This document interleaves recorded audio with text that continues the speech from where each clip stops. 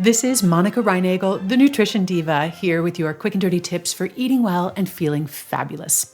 Today, we're going to talk about something that's absolutely critical to healthy and successful aging, and that is hanging on to your muscle as you get older. But first, what's black and white and free of antibiotics? Horizon's cows. Horizon Organic was the first company to make organic milk available nationwide. From organic milk from cows that are raised kindly without the use of growth hormones or antibiotics to super cheesy mac and cheese, Horizon makes food that kids love with ingredients that parents love too. Look for the Horizon red carton of milk in your dairy section and visit horizon.com to see what else Horizon has to offer your family. That's horizon.com.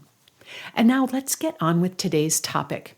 By the time we're in our 30s, most of us have already reached our peak in terms of lean muscle mass. From that point on, we're gradually losing muscle. It's not obvious at first, but by the time you get to your 60s or your 70s, the difference in body composition is really dramatic. At that age, you see a lot less firm muscle tone and a lot more soft flesh and loose skin. But age-related muscle loss isn't just a cosmetic issue. So much of the loss of function and vitality that commonly accompanies aging actually begins with this gradual loss of muscle tissue that starts way earlier in midlife. As we lose muscle, we lose strength and stamina, and that means we can't do as much as we used to. We aren't as strong, and we tire more easily. But as you lose muscle, you also tend to lose bone tissue, and thinning bones eventually lead to the frailty, falls, and fractures that we typically associate with people in their 80s. But the seeds for this are sown way back in middle life when we start losing muscle mass. Okay, enough with the bad news. How about some good news? If you can hang on to more muscle as you age, you can turn this entire ship around and age more successfully. And I have some strategies that can help you do just that. I recently got an email from David who wrote, "I'm a 54-year-old man, an excellent diet, plenty of exercise, and no medical issues.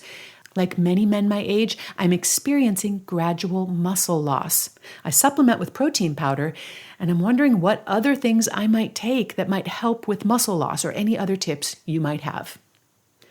Of course, there are no shortage of supplements that claim to help you build muscle, but these supplements have a dubious record of both safety and efficacy. So, David, before you start taking any other supplements, let's be sure that you're getting the maximum benefit out of the nutrients that you're already taking in, including that protein powder. As you may have suspected, dietary protein is key to building and maintaining muscle mass, but it's not necessarily a matter of taking in more protein. The typical 50-year-old guy gets about 90 grams of protein, which is enough to maximize muscle protein synthesis. However, he may be eating the lion's share of that protein at dinner time. In the US, we usually get about 42% of our daily protein at dinner, and only about 16% of it at breakfast. And in terms of maximizing muscle synthesis, this is a missed opportunity. Research shows that for guys in their 20s, muscle synthesis peaks at an intake of about 20 grams of protein. As we get older, it takes a little bit more protein to hit that peak, about 30 grams of protein at a single meal. And that's about what you'd get from 4 ounces of cooked chicken, lean beef, pork, or about 6 ounces of tofu. Protein intakes above that amount don't really provide any extra muscle building benefit. Now, consider our typical eating patterns. If we're only eating 10 or 15 grams of protein at breakfast, we're not consuming enough to maximize muscle protein synthesis. Meanwhile, if we're eating 50 grams of protein at dinner time, some of that protein is being wasted in terms of its muscle building benefits. So even without increasing your total protein intake at all, you can build and maintain more muscle by dividing up your protein intake more evenly over the day. So instead of hitting that muscle building peak dose of protein only once a day, you could be reaching it 3 times a day. And in terms of hanging on to muscle mass as we age, this could make a big difference.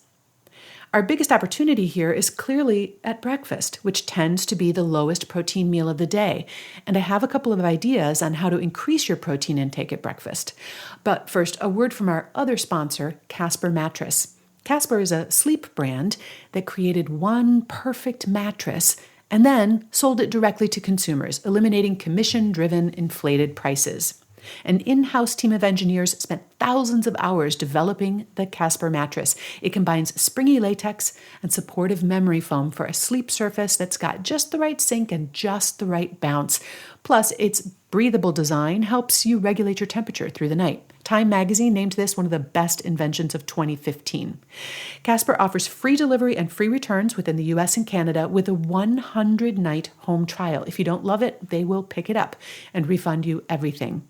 And you can get $50 towards any mattress purchase by visiting casper.com/diva and using the offer code DIVA. And some terms and conditions apply. That's Casper, CASPER.com/diva.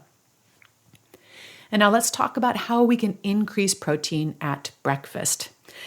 Protein powders are actually my favorite way to increase the protein content of breakfast because you can really bump up the protein without adding an excessive number of calories or having to sit down and eat a huge meal in the morning.